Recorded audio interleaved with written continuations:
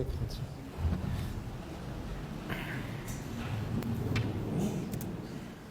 Բարև ձեզ, սիրելի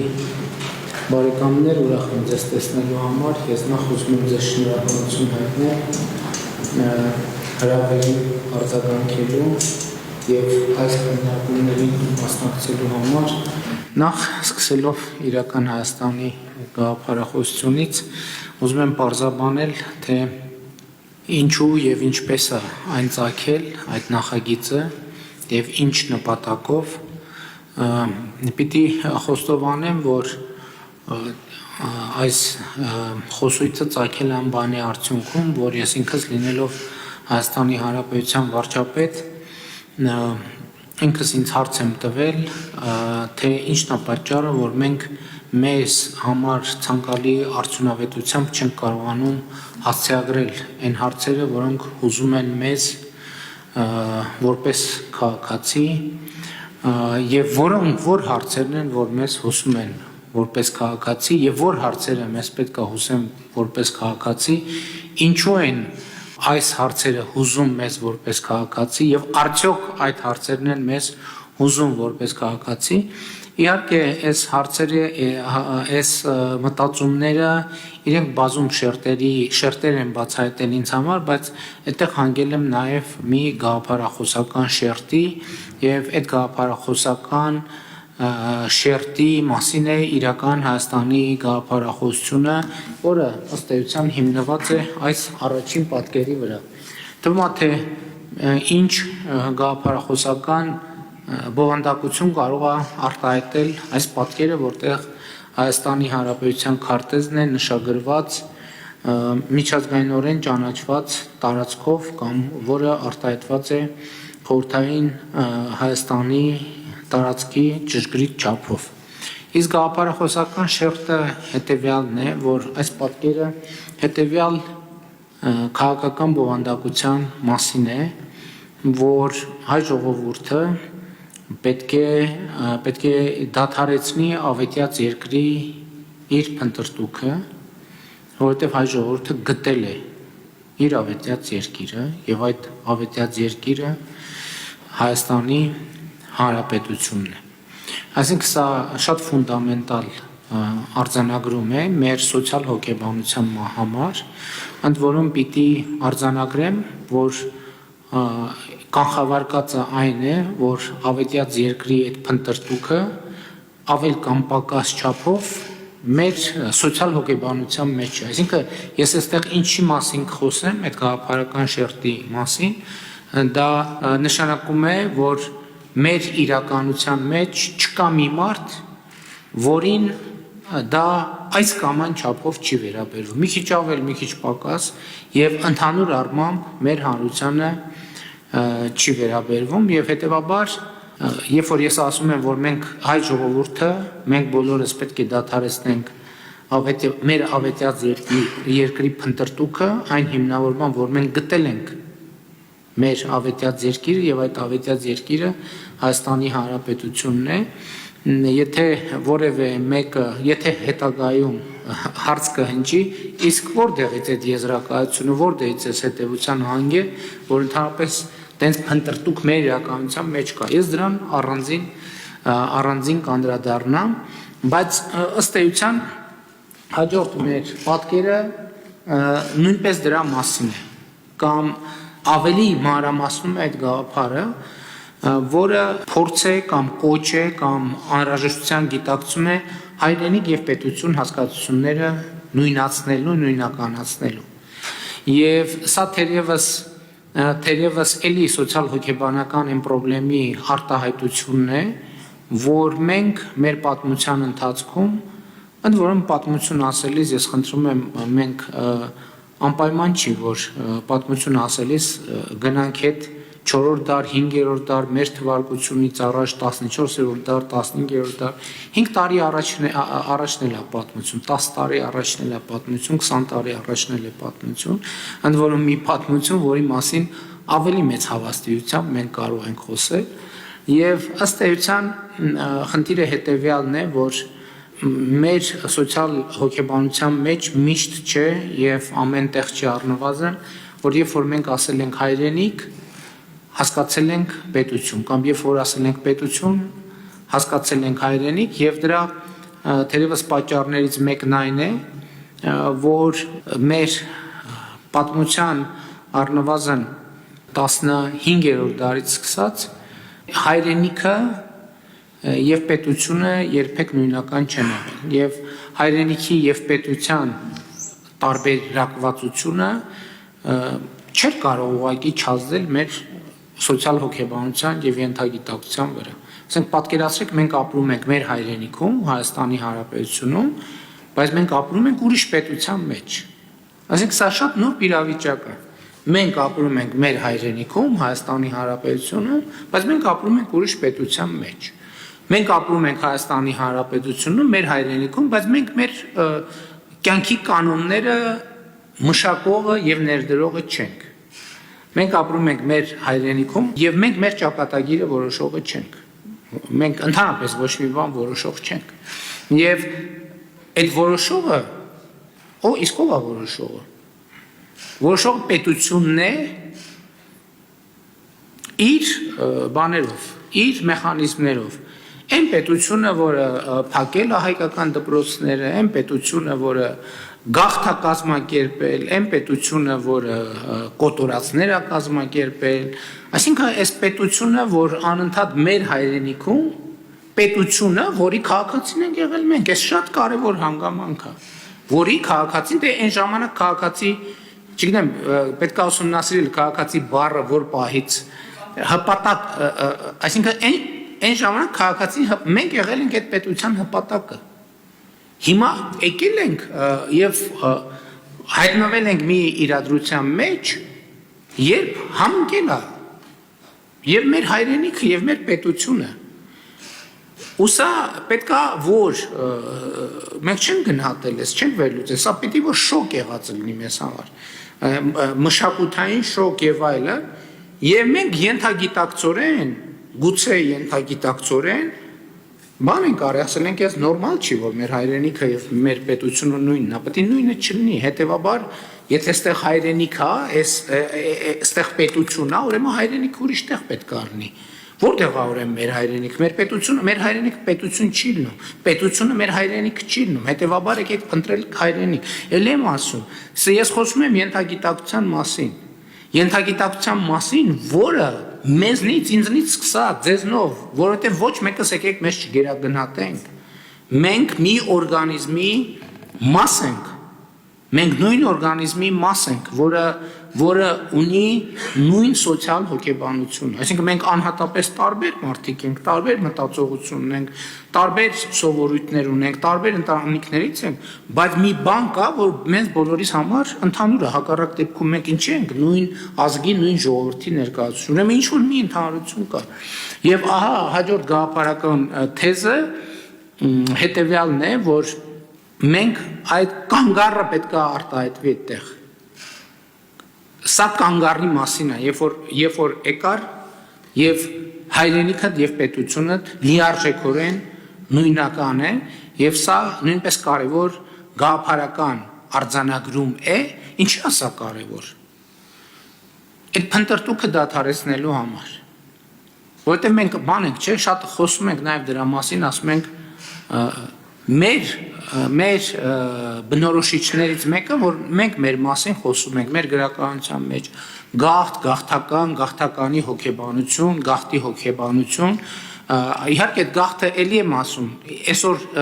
շատ ենք խոսել, մեր իրականության մեջ շատ է խոսել գաղթի պատճառների մասին, թե ինչ անարդարությունների, ինչ ապօրինությունների արդյունքում է, բայց այսօրվա թեման դա չի, դա մեր իրականության մեջ բազմիցս քննարկված, վերլուծված, շերտավորված թեմա է։ Այսօր մեր խնդիրը ուրիշ բան է։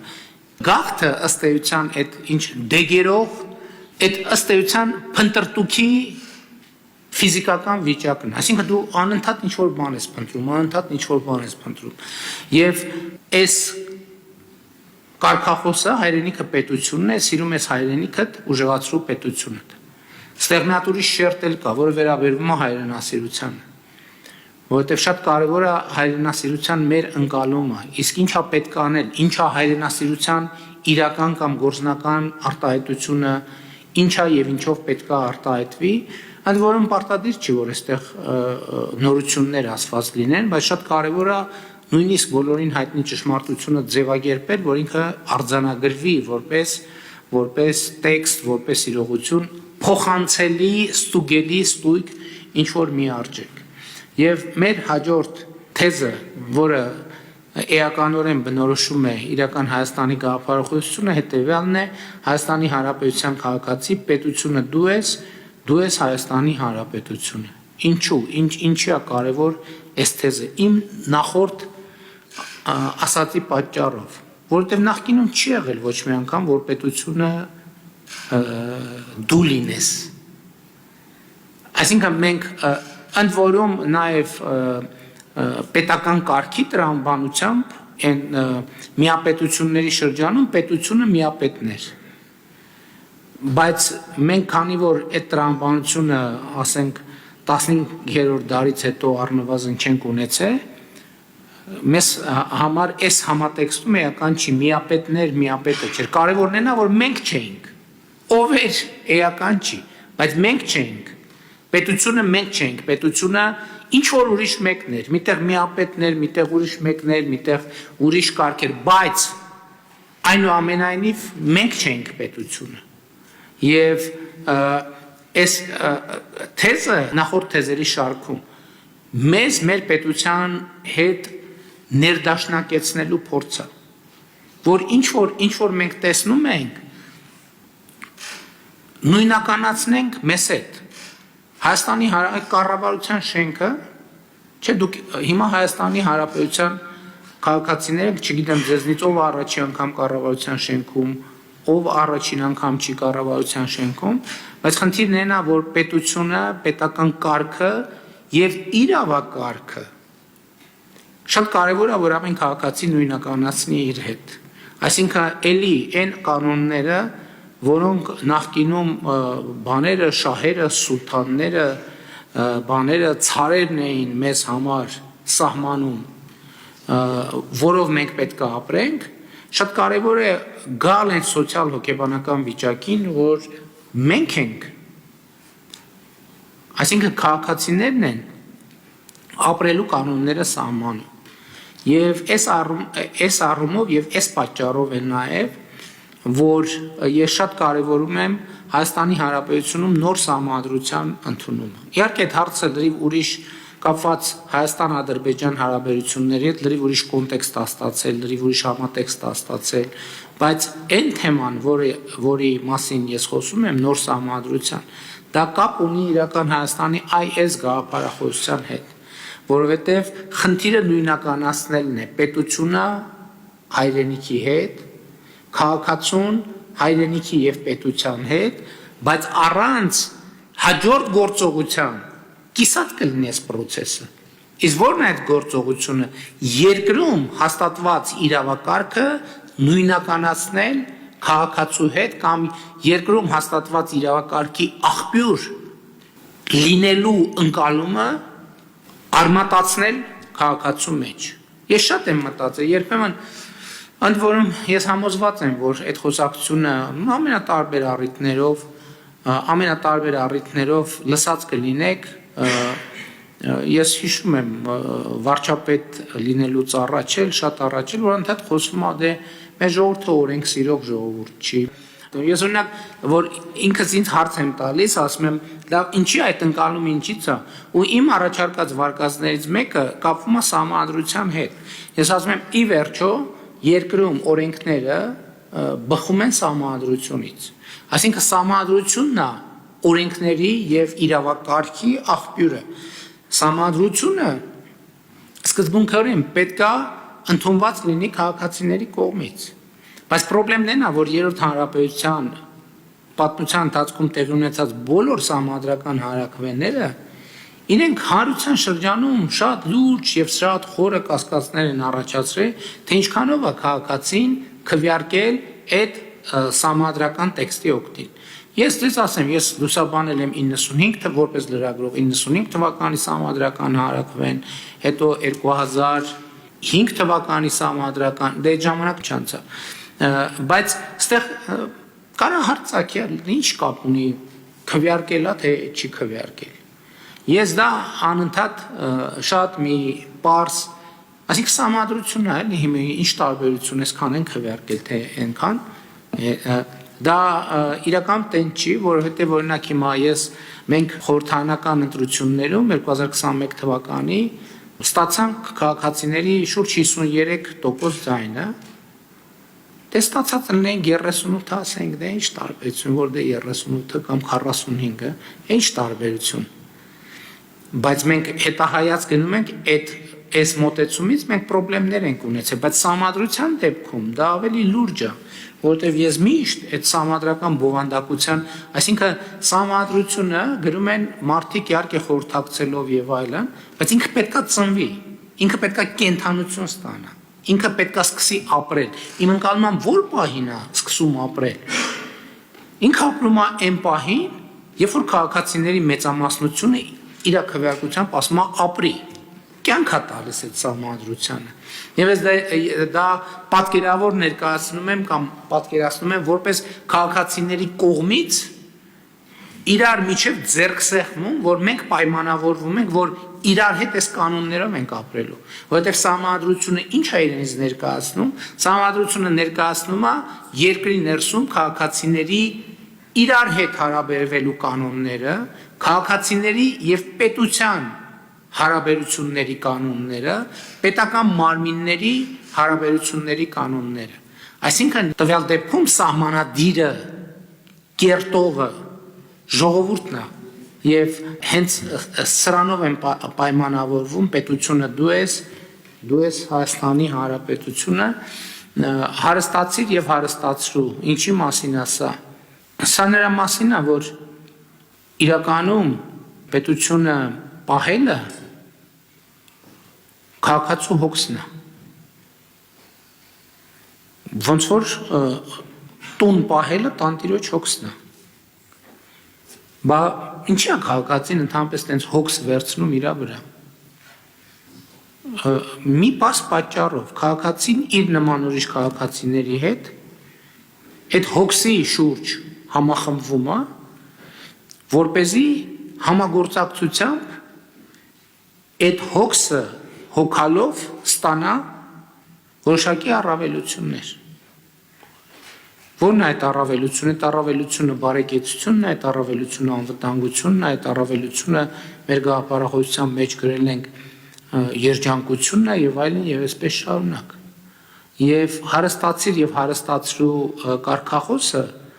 գործունեության հավասար հնարավորությունն է, պաշտպանվածությունն է, օրենքն է, կարգ ու կանոնն է եւ այլն եւ այդպես շարունակ։ Հարստացիր եւ հարստացրու հասկացությունը, կարգախոսը հենց դրա մասին է,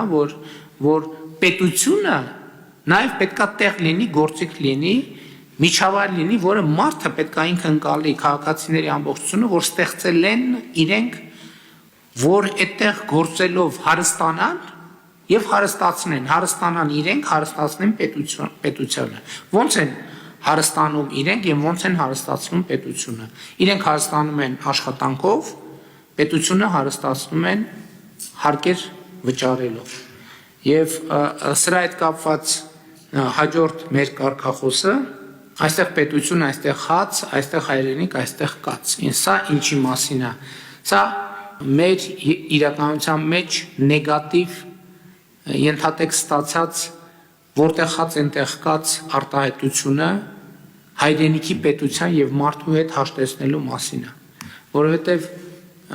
մեր հաջորդ տպավորությունն է, որ մենք անդադ ասել ենք նեգատիվ իմաստով ենք ասել ենք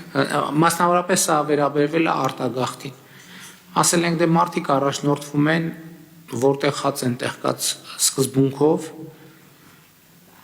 եւ ըստ էության մենք դատապարտել ենք